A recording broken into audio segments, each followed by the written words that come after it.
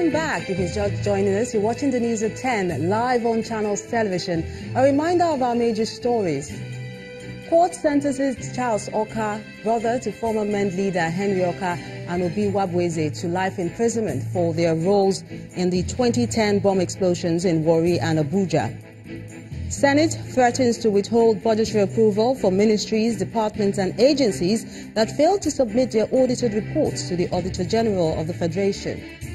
Federal government orders full audit of the Dana airline following an air mishap in the country, reviews performance of Defense and Niger Delta Ministry. And Sierra Leoneans troop out to elect a new president, expected to end years of economic crisis.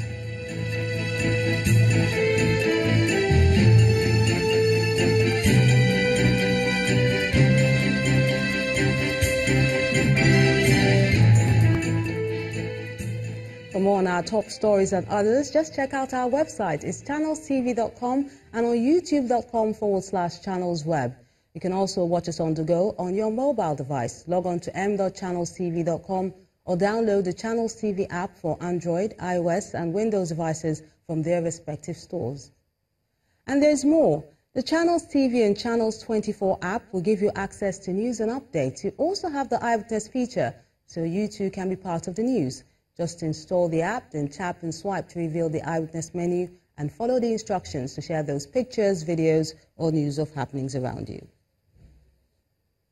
And to the same pictures you sent into our eyewitness portal, let's begin with this image from Pedro Road in Shomolu area of Lagos State, showing what our eyewitness reporter calls an obstructed walkway. She says it has become the norm for traders to display their wares on the pathway, leaving pedestrians little or no option but to struggle with motorcycles and vehicles.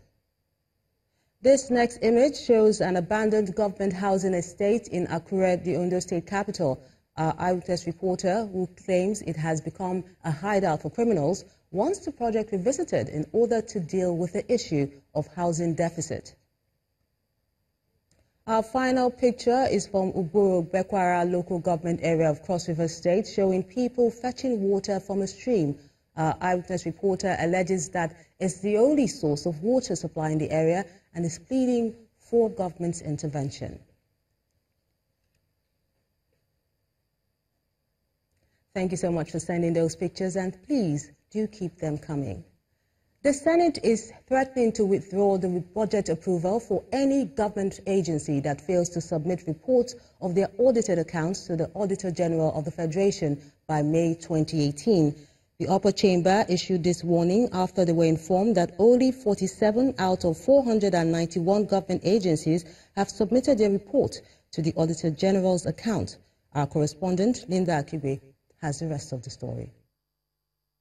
Those that have not submitted audited reports since inception are 84. The chairman, Senate Committee on Public Accounts, rises to speak with his colleagues about a matter that is bothering him. He's concerned that many government parastatals have refused to submit reports of their audited accounts to the Auditor General of the Federation. According to the chairman, 85 parastatals have never submitted audit reports, and they include the EFCC, Ajaokuta Steel Company, Bank of Industry Abuja, Bank of Agriculture Kaduna, as well as the FCT Universal Basic Education Board, among others. He's therefore asking the Senate to intervene. All these months we have been trying to update, the list of companies or agents of government that have submitted the audited accounts to the Office of the Auditor General. Of course, we have found out that over time, to date, they all refused. On their own, if they have to do what is statutorily required, is for them to go to the Office of the Auditor General. The Auditor General gives to them a list of external auditors. That's why we recommend that the boards, some of them will say, oh, we don't have boards. These agencies now will choose the external auditors who will audit their own accounts, and this report is not submitted to the Auditor General. The Senate President expresses disbelief and wants more clarification. Bank of Agriculture, they have never. And then I see EFCC that is meant to be in charge too. Are you sure what you're saying? We are very sure. That's why we have made a recommendation to the Senate. Examining the findings of the report presented by the Chairman Public Accounts, the committee raises some troubling issues, namely that some government parastatals do not take accountability in public expenditure seriously. The committee also observed in the report that the Auditor General of the Federation appears to place less premium on high-profile parastatals with huge accounts, as there are less comments on their accounts, namely the Nigeria Ports Authority, NNPC, CBN, NIMASA and TET Fund. Nevertheless, the Senate is threatening government parastatals who have not submitted audit reports to the Auditor General of the Federation for 2 years and above that it will withhold their 2018 budgets if they fail to submit their audit reports by May this year. Linda Akibe, Channels Television News. Staying with the Senate, the upper chamber has thrown out a bill seeking to amend the NYSC Act by giving female corps members the option of wearing skirts instead of trousers, as mandated by the National Youth Service Commission Corps. The sponsor of the bill, Senator Emmanuel Butra, argues that Section 16 of the NYSC should be amended by taking into consideration the need to prescribe or adopt uniforms and exercise regimens that do not violate religious practices. It's an amendment to an existing law which will likely get Nigerians talking. A federal lawmaker, Senator Emmanuel Buacha, is proposing several amendments to the NYSC Act. One of the amendments relates to the attire of female corps members. The major bond of contention is that some of the uniforms and drills contravene religious beliefs and practices of corps members and invariably their right to freedom of religion, thought and conscience under the Nigerian Constitution. But the Deputy Senate President, who presided over legislative proceedings, explains that the NYSC Act cannot be amended through the procedure proposed by Senator Buacha.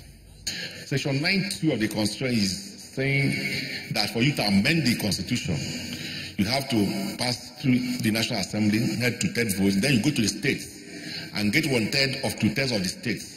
And he's saying that before you amend any of these laws here, now you have to follow the same process as if you're amending the Constitution.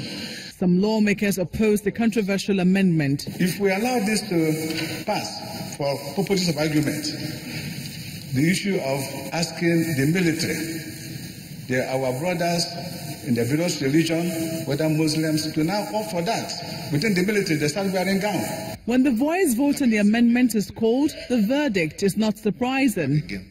Those support that people read the second time say aye. Those against saying the nays have it. Undeterred, Senator Buacha insists that the controversial amendment has its merit. This bill arose as a result of series of complaints I have received across Nigeria from NYSC who had to fall out of service because they are not in agreement with the use of trousers as a female.